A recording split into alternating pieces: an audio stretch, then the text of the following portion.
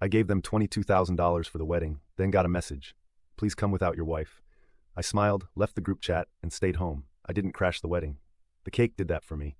Then I got 143 missed calls from almost every guest. Please come without your wife. That was the message.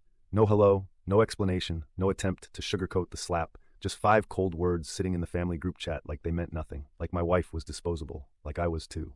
Hey everyone, before we dive in, I have a quick favor to ask. If you enjoy content like this, please hit the subscribe button. It's free, supports the channel, and ensures you never miss out on amazing videos. Alright, let's get started. I read the message 3 times, thinking maybe I misread it, maybe autocorrect had played a sick joke. But no, it was clear. Please come without your wife. No punctuation, no context, just that. I put my phone down on the kitchen counter. My hands weren't shaking. I wasn't even angry, just very, very still. Caroline came in from the living room, cradling her tea. You look like someone died. I didn't say anything, just handed her the phone. She read the message in silence. Her lips tightened. No tears, no drama, just silence. Well, she said after a moment, they finally said it out loud. I nodded. What are you going to do? I opened the group chat. Hila and Tyler's wedding dream team. Scrolled all the way down and tapped leave chat. I'm doing exactly what they asked, I said calmly. I'm not bringing you. Her eyes searched my face. You're going without me? No, I said. We're not going. She exhaled and looked away for a second. I knew it would come to this. I just didn't think they'd actually put it in writing. Neither did I. For months I've been the wallet with no opinion.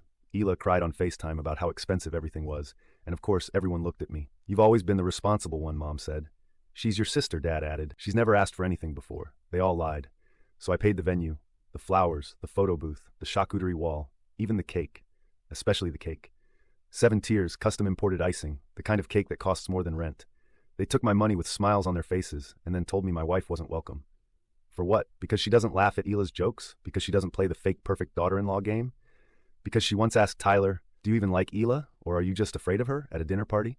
Yeah, that one probably did it, but Caroline never said a word. She just stood there holding the phone, her jaw clenched, eyes dry. She looked at me, really looked. I knew you'd pick me, she said, but it still hurts. I nodded. We'll stay home. Then I smiled.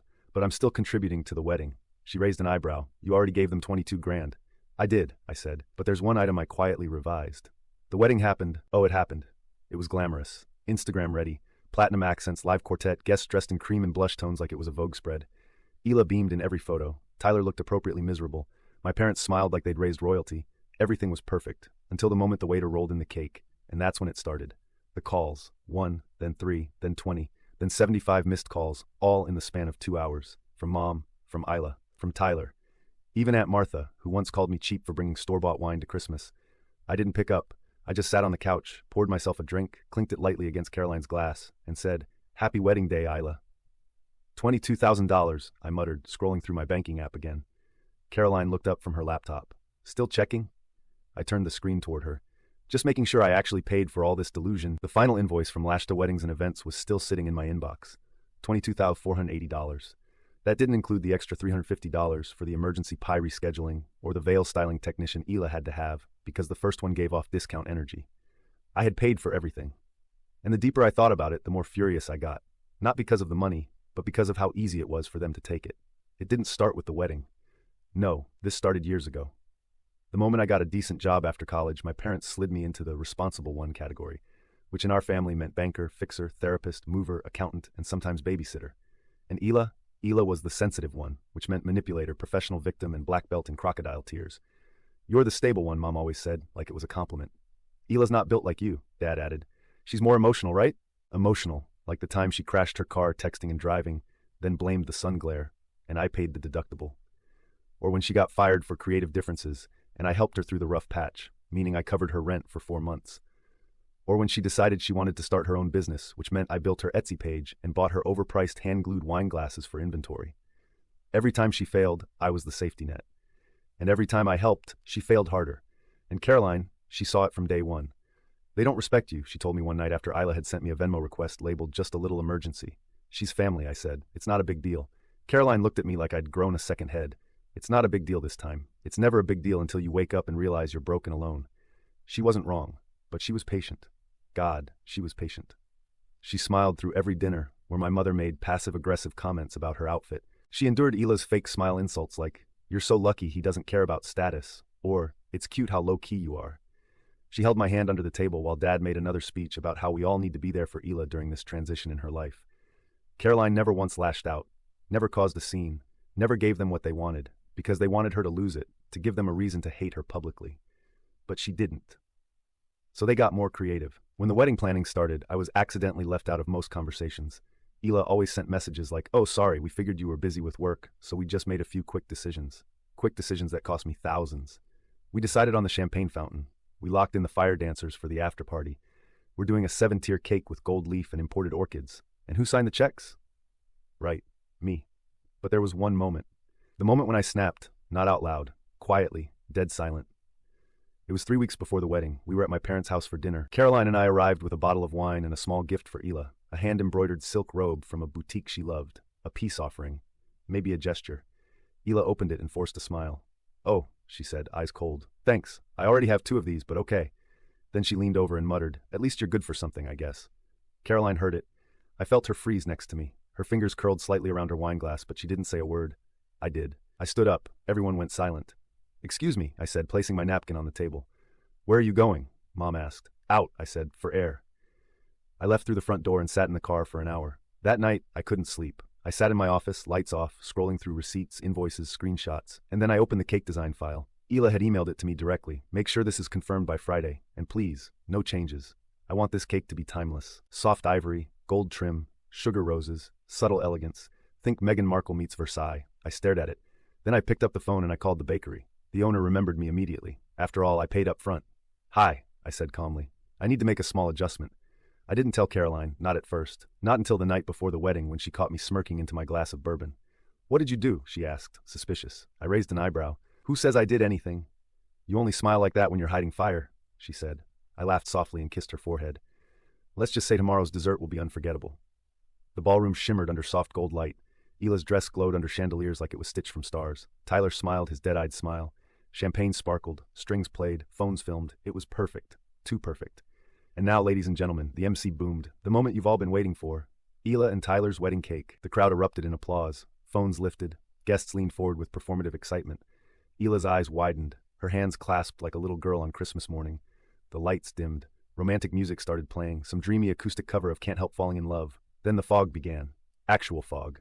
Dry ice hissed from behind the doors as 2 servers in tuxedos wheeled out a massive 3-tiered cake, gold filigree, ivory roses, the initials L&T embossed in sugar pearls. Gasps. Applause. A few even Tyler looked impressed. Hila was glowing. The cake rolled to center stage. Spotlights hit it. The MC grinned. "Let's hear it for this masterpiece." Hila took Tyler's hand, stepped forward with her perfect knife, and just as she reached for the first cut, a crack.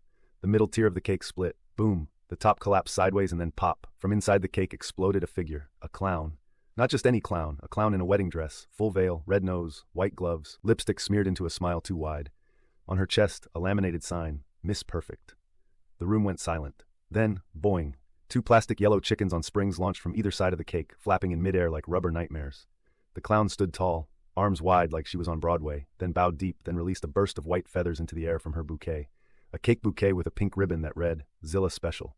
Hila's mouth hung open like a broken hinge. The clown took a mic from somewhere deep in the cake. Of course she had a mic, and spoke in the sweetest voice imaginable. Special delivery for the bride. The show must go on. Laughter burst out. Some guests screamed. Others clapped instinctively, thinking it was a stunt. Someone yelled, "Was this part of it?" Hila didn't move. Tyler stepped back. "What is this?" My mom rushed toward the clown. "Get out of here. This is a wedding, not a circus." The clown waved cheerfully. "Oh, honey, this is the circus. You're just late to the tent." Then she turned to Hila, bowed again, and whispered loud enough for the front row to hear. "You ordered perfection. We brought the reflection." Hila broke, screamed, "Get her out of here! This isn't funny! Who did this?" But the clown had already started moonwalking toward the exit. As she reached the back, she turned, winked at the nearest phone camera, and said with a giant grin, "Bye, Hila. You're the star now." Then vanished through the fog. And somewhere on the internet, a hashtag was born. #clowncake trending by midnight. I didn't even have to turn on the news. Caroline showed me everything from the guests' live stream. The moment the clown popped out, Caroline nearly choked on her wine. When the chickens flew, she fell off the couch. And when the feathers hit the ceiling, she wiped a tear and whispered, "You're an absolute artist." I raised my glass and toasted the screen. "Happy wedding day, Hila." The day after the wedding was silent. Too silent. I woke up to the light hitting my face just right, and the aroma of coffee drifting in from the kitchen. For a moment, it felt like any other Sunday, until I checked my phone. 143 missed calls. Group chats were renamed to things like, "This isn't funny, you went too far, you're dead to us." There were voicemails from my mom, from Hila, from relatives I hadn't heard from in years. And then there were the texts. How could you do this to your own sister? That cruel prank of yours wrecked everything. You humiliated our entire family. Mom's crying. Hila's not eating. Hope you're happy now, clown boy. I scrolled, sipping my coffee. Caroline walked in, robe tied loose, still half asleep. Anything fun this morning? I handed her the phone. She read 3 texts, then passed it back. Wow, she said. You really broke them. That afternoon, there was a knock on our door. Not timid, not polite, aggressive. I opened it to find my mother standing there wearing sunglasses, like a celebrity trying to avoid paparazzi. And behind her, my dad, who looked like he hadn't slept. I said nothing. We need to talk, she snapped, pushing past me into the house. Dad followed, sighing deeply like he already regretted everything. Caroline stayed in the kitchen. She knew better than to get involved. My mom stood in the middle of the living room, turned to me and hissed, "You ruined your sister's wedding." "She ruined my marriage first," I said evenly, and tried to pretend it didn't count. "Don't be dramatic," she scoffed. It was just one message. One message that said, "Don't bring your wife." Silence. You humiliated her in front of 200 people. There was a clown. Yes, I said, there was. She hasn't left her room in 24 hours, Dad added, as if that meant anything to me. She might be traumatized, Mom said. There are videos of it everywhere. Oh, I've seen them, I said. People seem to really enjoy the chicken launch. Mom's eyes narrowed. You think this is funny? I think it's poetic. She lost it. You're a bitter, resentful little boy who can't stand seeing his sister happy. I stood. And you're a mother who trained her daughter to believe that love means control and that money means silence. Dad stepped forward.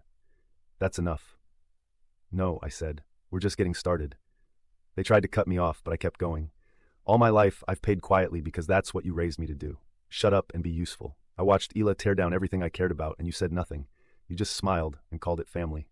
My voice was steady, ice cold. Now it's my turn to smile. Mom looked like she might scream. Instead, she turned on her heel. You're no longer part of this family. She stormed out. Dad hesitated, looked at me. I didn't know about the message, he said quietly. But you didn't stop it either, I replied. He nodded once and followed her out. Door closed. Silence again. By Monday, the wedding clown video had 2.3 million views on TikTok. By Tuesday, there were remixes. By Wednesday, BuzzFeed ran a piece. Bride gets clowned at own wedding, literally. Hila disabled all her accounts. Tyler moved out of the honeymoon suite early. Some said he went to stay with his cousin. Others claimed he left the city entirely. I didn't care. I was finally sleeping again. The twist came on Friday. I was out running errands when Caroline called me. Babe, she said, voice low, you need to come home now. I rushed back. She was in the kitchen holding a manila envelope. This came hand-delivered. No return address. I opened it. Inside was a single piece of paper printed in bold. You thought you were the only one she used. Attached with a paper clip, a USB drive. I plugged it into my laptop. It contained one folder. Inside, screenshots, bank transfers, text messages, audio recordings, all between Hila and our cousin Jordan. Turns out my clown cake was not the only performance she starred in. She had 2 weddings planned. Mine, the public one. Jordan, the secret, he'd been funding her second life for nearly 6 months. Their last conversation, the night before the wedding. Hila, don't worry, baby. This is just optics. I just need that ring for the prenup. Once I've got that, it's over. You swear? You think I'd ever love someone like Tyler? I sat back in the chair. Caroline stared at the screen, then looked at me. Do we send this to Tyler? I didn't answer at first. Then I smiled. No, I said. We deliver it, with a bow. I didn't sleep that night. Not because I was anxious, not because I felt guilty, but because I had never felt so awake. I sat at my desk, the USB drive still plugged into the laptop, the folder of screenshots and text logs open in front of me. The words echoed in my head like a war drum. You thought you were the only one she used. Hila. Of course it was Hila. If anyone could cheat on the truth itself, it was her. She didn't just take my money. She took his. Jordan. Our cousin, another fool with a savior complex and a bank account just big enough to fund Hila's alternate wedding. The messages made it clear she'd played him for months, told him the public ceremony was optics, told him she was just going through the motions, and promised she'd end it after she got the ring and prenup. She married Tyler, but she loved his money and ruined things with Jordan. The sun was rising when I got up. I made coffee, toasted a bagel. Caroline came down the stairs in an oversized t-shirt and gave me a sleepy kiss on the cheek. You look terrifyingly calm, she said. I feel fantastic. You're glowing like a villain mid-monologue. I handed her the stack of printed files. She read 3 pages, looked up, and whispered, Oh my God, we're not mailing it. I said, We're delivering it. Tyler wasn't at his apartment. He hadn't been back since the wedding, but my cousin Brian said he'd seen him at the gym.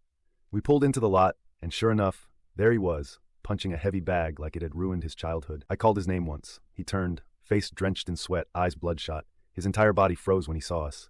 He walked toward us like a man approaching a firing squad. If you came to gloat, he said, get in line. I didn't say a word, just handed him the red folder. He frowned and opened it. At first his eyes flicked over the pages. Then they stopped, slowed, widened. He turned the page, another. Then the photo, Hila in Jordan's apartment, her leg half bare, wine glass in hand. His hands started to shake. She told me she needed a stable future. No, I said, she needed a funding plan. He sat down on a bench, folder in lap, and covered his face with one hand. She said I was the first man she ever really trusted. I sat next to him. She says that to whichever man signs the checks. He didn't cry. I could tell he wanted to, but he didn't. Instead, he whispered, "She's a black hole. She eats good things and spits out lies." I nodded. "She almost got all of us." He looked at me and said something I didn't expect. "Thank you." We shook hands and I walked away. That night I turned off my phone. Caroline and I made pasta. We opened a bottle of wine we'd been saving since last year. We laughed, and we let the world burn without us.